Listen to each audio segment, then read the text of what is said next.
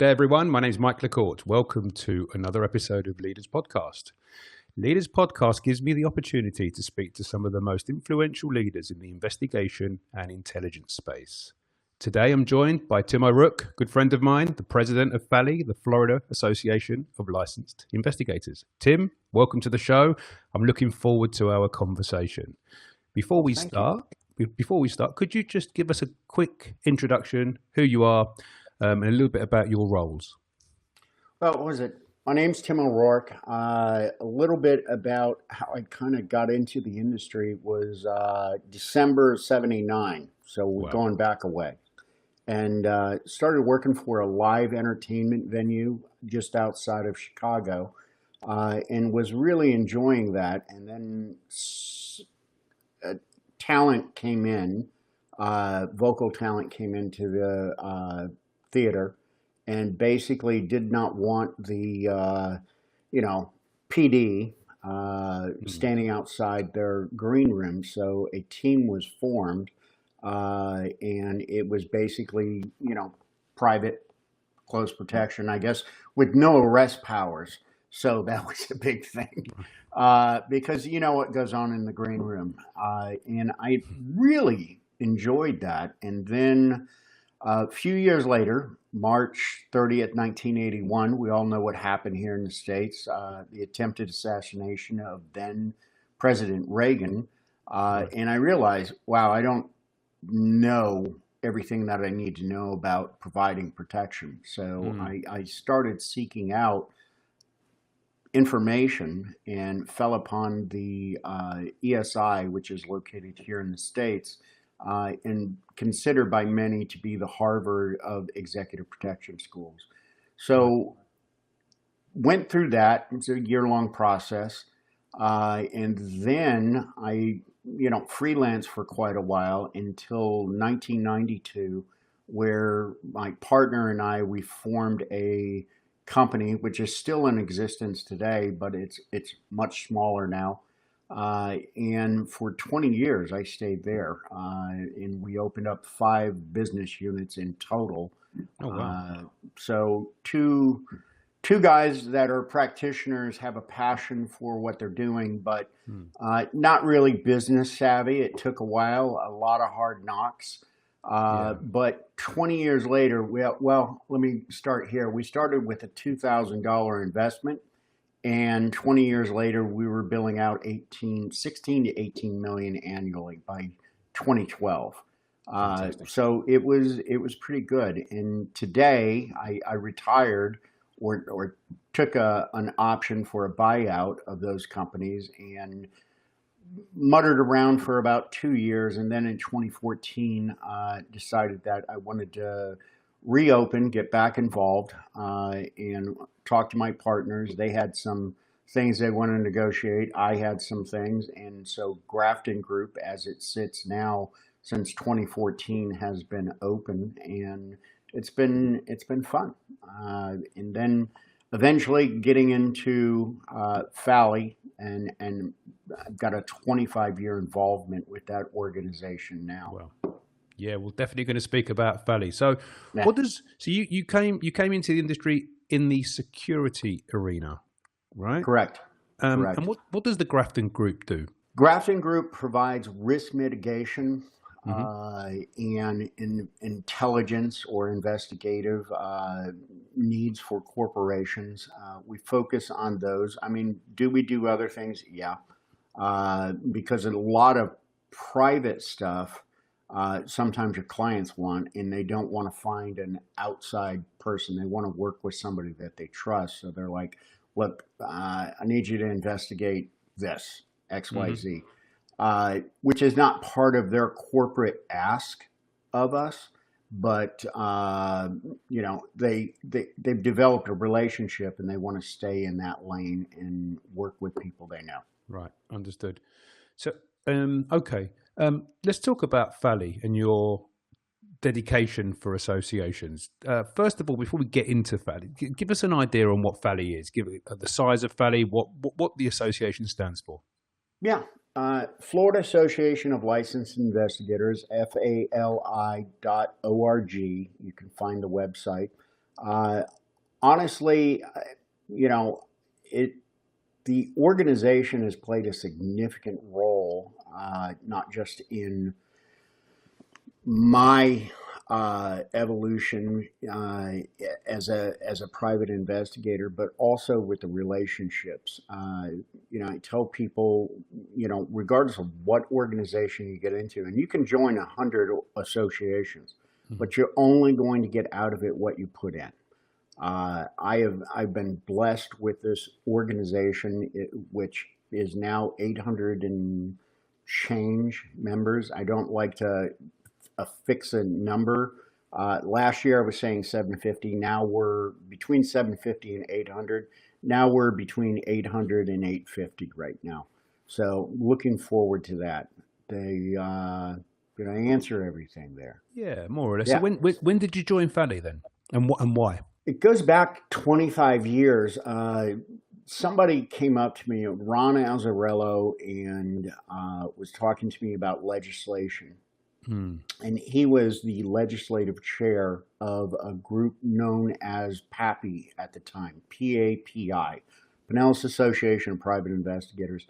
During the 93-94 session, some bad legislation came down, and we began to be taxed for our services. I mean, I don't know how it is in the UK, but in the state of Florida, if you're an attorney or a consultant or an accountant, you don't have to pay taxes, corporate taxes on, to the state for what you're doing because you're a service. Well, we said we're a service. I mean, we work for all three of those, including corporations. We're not, installing, hardware or lights or cameras, but that's not what we do. I mean, we could, but that would be taxable.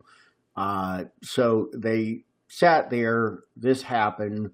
Pappy turned around and reached out. There was no statewide private investigative association in the state. There had been some that have come and gone and, have folded more times than the sheets in your drawer, but they looked around. There was no state association at that time, 93, 94. So what they did is they reached out to the regionals. There was one in South Florida, Central Florida, and then North Florida. And they formed this coalition with the idea of we're going to, just consolidate into one statewide organization. So since 94, FALI has been up and running and has been a fixture in Tallahassee, our capital here in Florida. So it's got a lot of good wins legislatively, and have protected a lot of the members because we're constantly fighting that battle. Yeah, I hear you. And then you decided to run for office or got elected on the board. What was the thinking behind that, Tim? These are big decisions, right? Lots of responsibility. Just brain damage is all I can come up with right now. But, I was perfectly content doing an area director, basically standing up meetings, local networking meetings in my area, and did that for a number of years, and then left and came back because I never really left. I would always, when I wasn't in that capacity, I would attend meetings and everything. But a friend of mine asked, hey, would you consider running for president? And I, begrudgingly said no. Actually, I said no easy. It was later on, he kept pressing for probably a year and came up with, here's some reasons why. And I said, okay. So I threw my hat in 2011, and by 2015, I'd served 5 years and decided, okay, that's enough. I'm done. And there was a 2-year period there where I didn't even want to hear the words FALI. You just gave your pound of flesh and then some. But you've I look back on the organization now. I came back in last year as Dan Reamer, the outgoing president, asked me to come back in.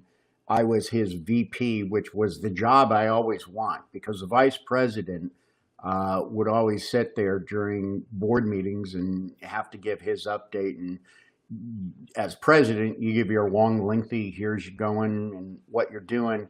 And the vice president was like, well, he's alive, and that's my report. I didn't have to do anything. And I was like, that's the job I want. Yeah. Does it take up a lot of your time, Tim? I know there's a lot of responsibility that goes into it, but does it take up a lot of time?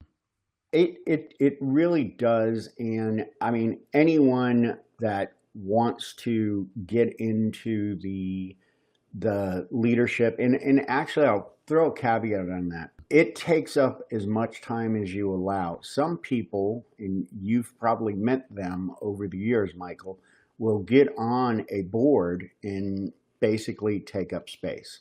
And what they do is they quickly find that, hey, I'll put this on my website thinking that it's going to do something for them. And it probably does to an extent, but if you're not contributing, and you're just taking up space, it's not a really good look. And I have, over the 5 years that I first served, had to run off like 2 or 3 of those that just we're not doing anything. We're not conducting meetings. We're not keeping the local, membership informed on what's going on.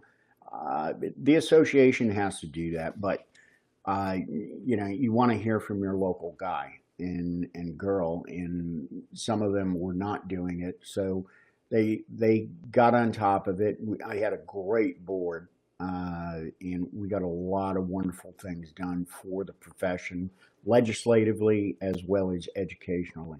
Thanks, Tim.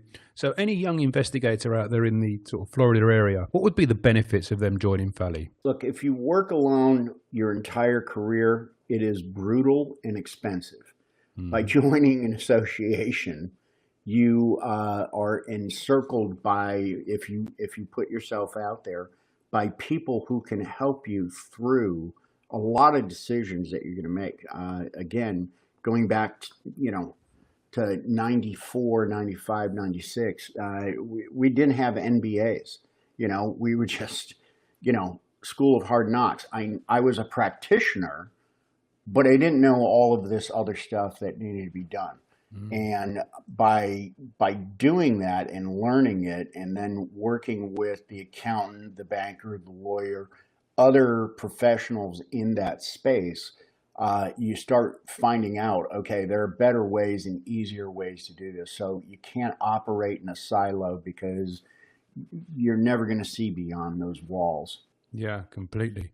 And all the sort of investigators that are listening and young investigators that are thinking about coming into the industry, has any events coming up for FALI that you want to plug on here? Yeah.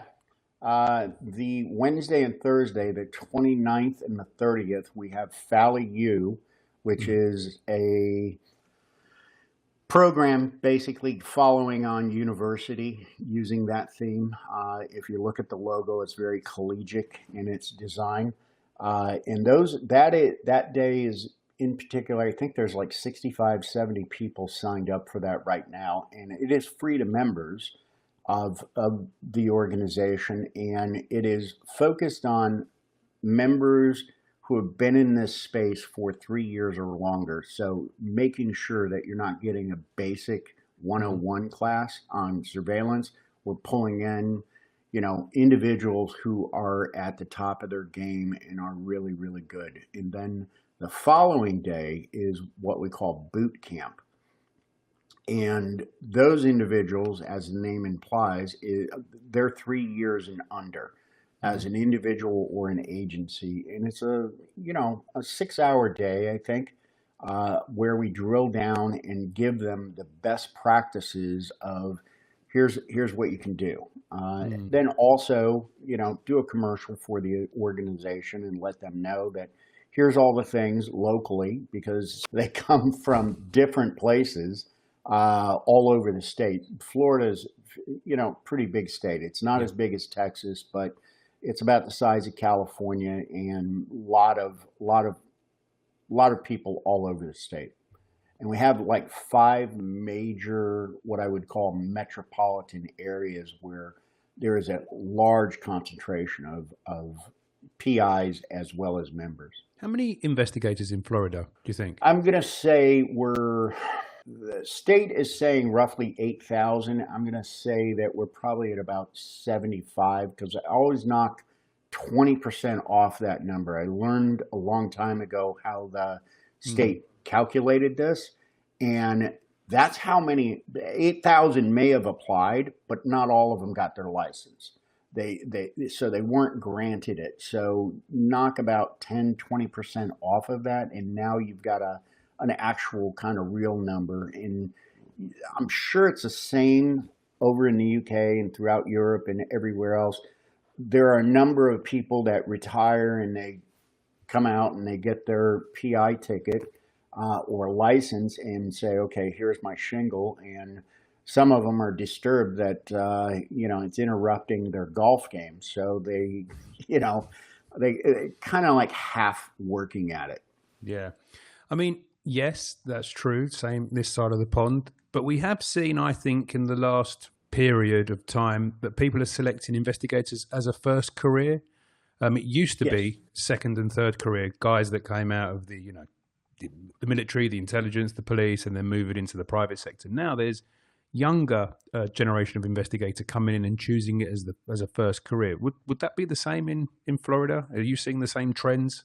I am seeing that trend. It used to be roughly 70 to 80% of the individuals would come out of law enforcement or the military and say, okay, you know what, I watch this show and I really want to do this. And then we have to get them into boot camp and tell them everything you saw on that show is illegal and you can't do that.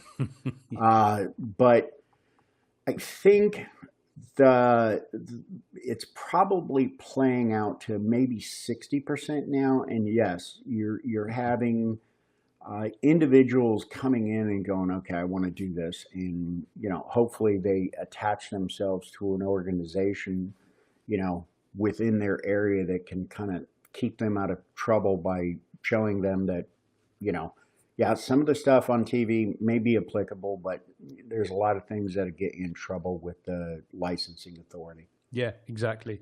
But what we're seeing as well, I don't know if it's the same your side of the pond, but different skill sets coming into the industry. So people with, say, a journalist background, a legal background, a banking background. Whereas when I started in the industry, it wasn't like that. It was, ex-law enforcement, ex-military. It was that type of skill set. Whereas now, I think the market's becoming a little bit more diverse, which I think is good for the investigation world. Well, I think it is. The problem, it's kind of like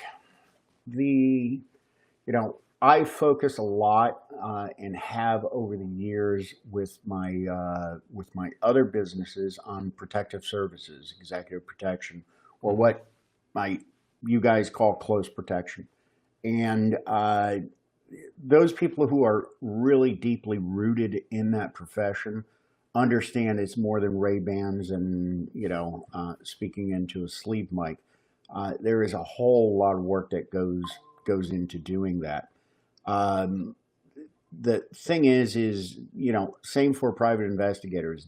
People have a perception of what it is. Mm-hmm. They really have to get in there and figure it out. But the newbies that are coming in, some of them are offering really incredible skills. In fact, those that are coming out of college and they've got degrees in AI and, forensics and everything else, they're wanting to apply that. And, this industry profession, I tell everybody, just take the blinders off, and look at everything. A great friend of mine retired from the sheriff's department, and, he was a major senior individual. And he said, I think I want to get into this. I've got my ticket. And I'm like, That's great. I don't see you doing surveillance. I don't see you doing the run of the mill thing. And interestingly enough, I asked him just off chance, what is it that you're passionate about? What is it that you love to do? And he went down a list of things in law enforcement, SWAT, this, that, and that. I'm like, none of that's in what we do. Mm-hmm. But then he said, I'm a certified paddy diver and a medic, and I like tinkering around with boats and engines and everything else. He wound up going to work for like 4 or 5 large insurance companies and basically dived all of those, whether they were yachts or ships that were lost at sea, before the insurance companies would pay out. They would send him, and he carved out an incredible niche for himself. So take the blinders off. There's a lot of different things that can be done out here. Oh, completely. What about? I mean, that's a great story. There's someone with a unique set of skills that's converted that into a income generating business. We're having retired nurses come in because in medical investigations are there. It's so that's just another example very quickly. Yeah. What would be the challenges then, Tim, for someone that's young, that's listening to this, thinking, I'd like to come in and tackle an investigation and maybe get into the industry. What challenges would you think, and what bit of advice would you give someone who's looking to a career change or a start in this journey? Well, I think obviously you want to get in with an organization that has a local footprint. We have 7 area directors that are regional, and this way you can get face to face with people. Trying to do things online or just not the same as actually forming those relationships. I would also say that understand you don't have all the answers. You may have a perception of what it is that you want to do, but get in there and mix it up with about 10, 15 people from your local area and have good conversations. Don't expect them to, spill the tea, as we say, on everything. Once they meet you, they don't know who you are. You've got to develop that relationship. And then take advantage of every educational program that the organization puts out there for you. Network and upskill. Yep, absolutely. So what's next for Tim O'Rourke? What's next for FALI? What's the next chapter? What are the plans? Give us some insight. Well, I believe, what was it? It was not until 2 years ago that I was released from a non-compete, non-disclose, and I'm never going to disclose anything, but we are moving more and more into the protective services space. I've taught, I could not teach for a long time. I really don't want to go back to instructing. But I don't mind showing up for an hour-long, 2-3 hour-long gig and doing my part. Which today I kind of focus on protective services and